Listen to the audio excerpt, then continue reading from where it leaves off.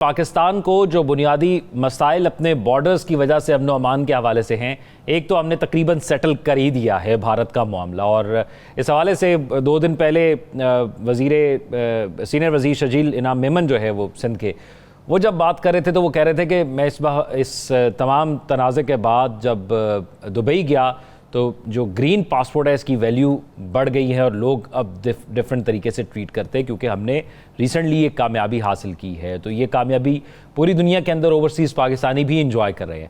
ایک اور معاملہ تھا جو کہ ایک عرصے سے کتنی دہائیوں سے پاکستان کے اندر تھا، وہ امن و امان کا معاملہ تھا، اور وہ ہمارا وہ بارڈر ہے جو افغانستان کے ساتھ ہے۔ اس بارڈر سے ہم بارہا یہ کہہ چکے تھے کہ پاکستان کے اندر امن خراب کیا جا رہا ہے، پاکستان نے بارہا کوشش بھی کی کہ اس معاملے کو سیٹل ڈاؤن کیا جائے، اور ہمارا جو دشمن ہے بھارت، اس نے بارہا کوشش کی کہ وہ تعلقات وہاں پر اچھے کر کے اس کو پراکسی کے طور پر پاکستان کے خلاف استعمال کرے۔ لیکن گزشتہ تقریباً 10 دن پہلے پاکستان، چائنا اور افغانستان کی جو ملاقات ہوتی ہے چائنا کے اندر ان کے وزراء خارجہ کی، وہ بڑی اہم ڈیولپمنٹ تھی۔ اب اس کے بعد کچھ نتائج سامنے آ رہے ہیں جس پر ہم تفصیلی گفتگو کریں گے۔ ایک تو افغان طالبان نے فتنہ الخوارج کو انتباہ جاری کر دیا ہے۔ افغان طالبان کے کمانڈر سعید اللہ سعید نے پاکستان کے خلاف لڑنے کو دینی نافرمانی قرار دیا ہے، جو کہ ایک بڑی اہم ڈیولپمنٹ ہے۔ پھر بھارت نے افغان شہریوں کے لیے ایمرجنسی ویزا ختم کر کے نیا ویزا سسٹم متعارف کروایا ہے۔ تو خطے میں صورتحال بدل رہی ہے۔ پی جے میر صاحب، یہ جو سب سے اہم کنسرن تھا ہمارا وہ افغانستان تھا، کیونکہ وہ ایک ایسا دشمن تھا یا ایک ایسا وار وہاں سے آتا تھا جو چھپ کے کیا جاتا تھا۔ بھارت والا تو چلے رات کی تاریکی میں ہوا، لیکن سامنے تھا سب کچھ، وہاں سے ہمیشہ چھپ کے وار ہوتا تھا جو مشکل ہوتا تھا، جس کو پہچاننا بھی کہ دشمن کون ہے اور پھر اس پر دوبارہ اٹیک بھی کرنا۔ تو یہ جو ڈیولپمنٹس حالیہ ہوئی ہیں، اب اس سے کیا فرق پڑے گا؟ دیکھیں، افغانستان کی ہسٹری بڑی کمپلیکیٹڈ ہے۔ 1526 سے لے کے اسی طرح لوگ آتے تھے، اس ایریے میں لوٹ مار کر کے چلے جاتے تھے، اور آج بھی وہی ہے۔ آج آپ کا ماڈرن وارفیئر چینج ہو گیا، پہلے تلواروں سے اور اس وقت کے جو آرمامنٹ سے ان سے لڑتے تھے، آج ڈیفرنٹ ہے۔ آج آپ کی جو سوسائٹی ہے بڑی ماڈرن ہو گئی ہے، آپ کے پاس ٹیکنالوجی آئی ہے، اور ٹیکنالوجی کے ساتھ جو افغانستان کے پاس جو بھی ہوتی ہے اس نے ہمیشہ پاکستان کو سیبوٹاژ کرنے کی کوشش کی ہے، اور ان کے گلے ہی رہے ہیں۔ میں گیا ہوں کئی دفعہ وہاں کابل میں پرائم منسٹرز کے ساتھ، اور میں نے دیکھا ہے کہ ان میں ایک ڈسگرنٹلمنٹ رہی ہے۔ لیکن ہمارا جو کام ہے، جو آپ نے بات کی ہے، بنیادی سوال کوشچن یہ بنتا ہے ہم ان کو کیسے اپیز کریں۔ ہم کرتے ہیں اپیز، لیکن اندر ہی اتنے ڈفرینسز ہیں آپس میں کہ وہ ٹھہرنے نہیں دیتے اپنے آپ کو۔ اب یہ بڑی اچھی بات ہے، یہ صاحب کہتے ہیں کہ پاکستان کو، آپ فتویٰ کہہ لو اس کو، کہ پاکستان میں اٹیک نہ کرے، اچھی بات ہے۔ کیا ان کا فتویٰ ہم ایکسیپٹ کر لیں؟ میں تو اچھی اسپرٹ میں کر لوں گا، لیکن جیسے ابھی آپ نے پہلے کہا تھا شرجیل میمن کا کہ پاکستان کو گرین پاسپورٹ کا وہ دیکھو جنگوں سے گرین پاسپورٹ نہیں دیکھا جاتا، کردار سے دیکھا جاتا ہے قوموں کی، اور ہمارا جو کردار ہے بڑا پیسفل ہے، اور افغانستان کے کانٹیکس کے اندر ہم تو چاہتے ہیں امن، ہم تو بالکل چاہتے ہیں امن۔ یہ ایک لینڈ لاک ملک ہے جس کا سارا ٹریڈ، میں بات کر رہا ہوں ایک وقت 2.5-3 بلین کا ہوتا تھا، اب آپ کا 5 سے 7 بلین کا ٹریڈ بڑھ گیا ہے۔ تو یہ جو ٹریڈ ہے یہ ہم ان کو دیتے ہیں، ٹھیک ہے، ان کی ریزرویشنز ہیں کافی چیزوں کے اندر، بٹ ہم یہ چاہتے ہیں کہ آپ یہ جو دہشت گردی ہے اس کو ختم کریں، اور آپ نے بھی ایک رٹ لگائی ہوئی ہے ڈیورنٹ لائن کی، اس کو ختم کریں۔ اور یہ جو ہو گیا وہ ہو گیا، کیونکہ ڈیورنٹ لائن کی بھی یہ اٹھا لیتے ہیں بات بار بار، جب ہم نے وہ کیا کہتے ہیں بارب وائرز لگائے تھے اور بارڈرز کو بند کیا تھا، تو اس وقت انہوں نے بڑا شور مچایا تھا، اور پھر ارریگولر روٹس کے ساتھ یہ پاکستان میں آنا شروع کر دیا۔ 1953 کے جو برٹش پارلیمنٹ کا ایک ریزولوشن ہے کہ افغانستان اینڈ پاکستان کا جو مسئلہ ہے وہ ختم، جو بن گیا ہے Afghanistan, that is what it is, so اس بات کو ختم کر دو۔ اب بات آتی ہے اب ہم کیا کریں؟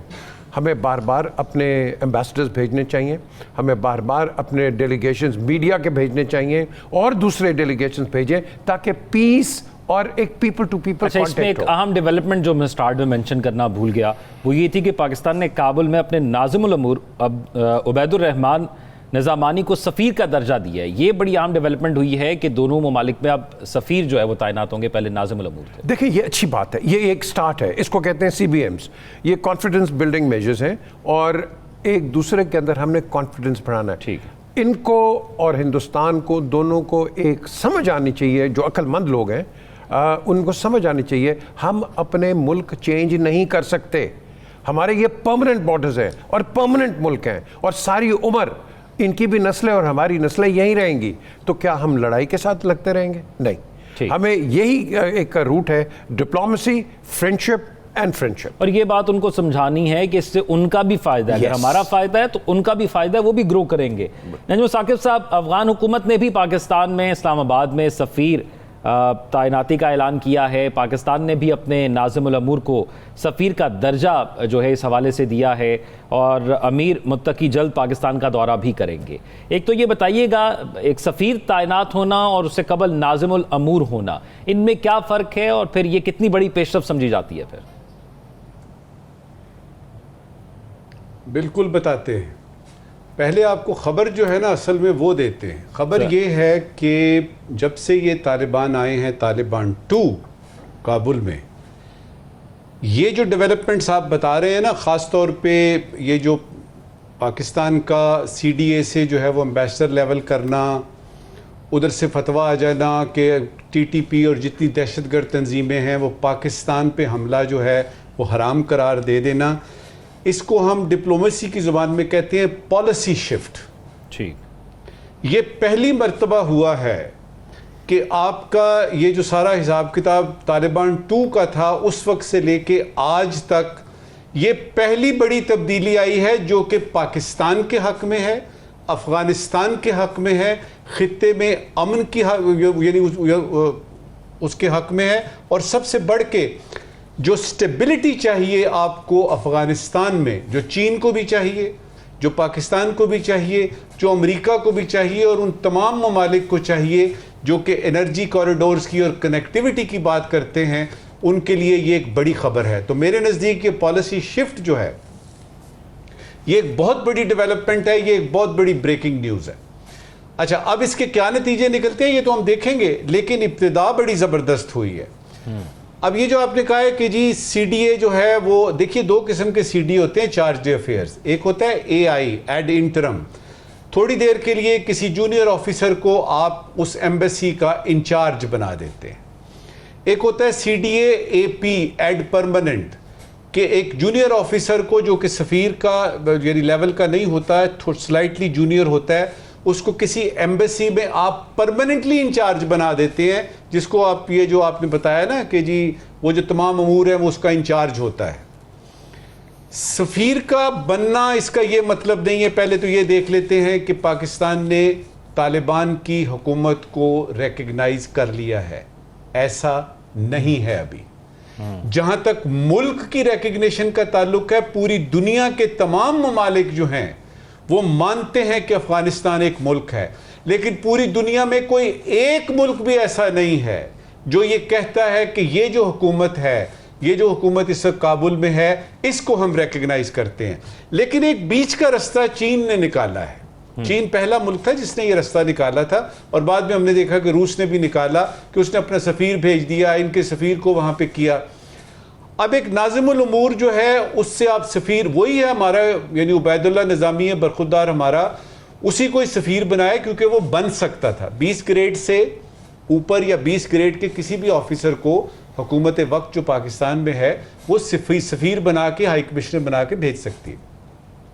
اس سے کیا ہے، یہ آپٹکس ہیں. وہی یعنی آپ کا آفیسر ہے وہ CDA تھا وہ سفیر ہو گیا. یہ بتایا کہ ہم بھی آپ کو جواب دے رہے ہیں اچھے طریقے سے، اور سفارتکاری جو ہے وہ اچھی چلے گی.